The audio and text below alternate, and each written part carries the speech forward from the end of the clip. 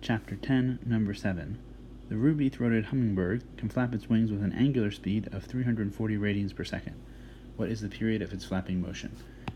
So this whole problem comes down to the mathematical identity that omega times t is 2 pi radians, where this is the angular speed and this is the period. So putting those together, we have the period is 2 pi radians over omega, which is 2 pi radians over 346 radians per second, which is 0.018159 seconds, which becomes, we have 3 sig figs, becomes 0.0182 seconds.